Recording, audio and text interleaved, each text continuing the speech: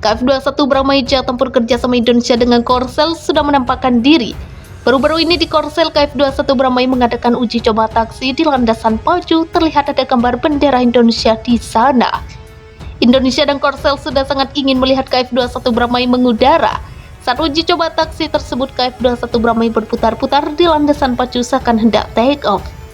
Sebelum betul-betul lepas landas, KF-21 Bramai menghalangi serangkaian uji coba ketat. Semuanya diuji untuk mencari letak kesalahan atau kekurangan dari KF-21 Bramai yang kemudian diperbaiki.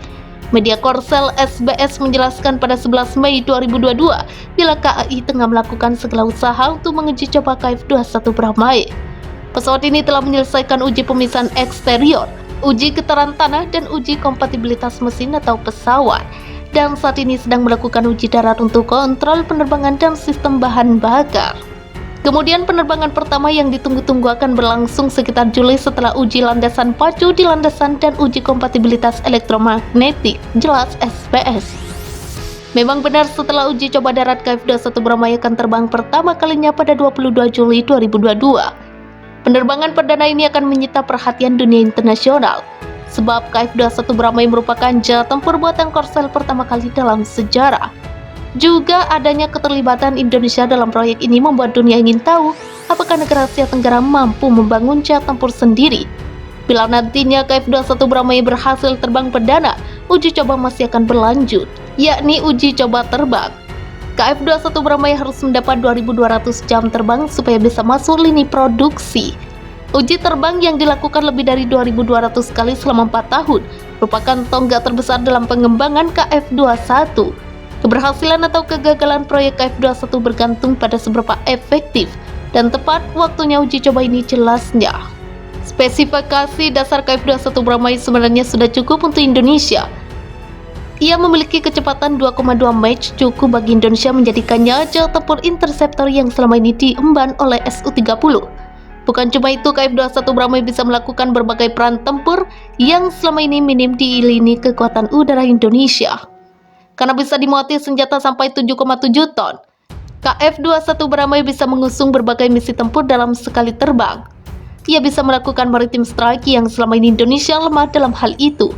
Selain itu, ia dapat membawa 7,7 ton persenjataan, memberikan mobilitas dan kemampuan tempur di segala cuaca, jelas SBS.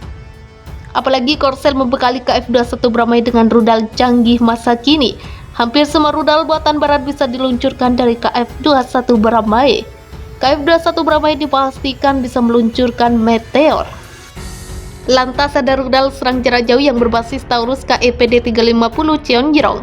Dikutip dari ovendefense.com, Selasa 11 Januari 2022.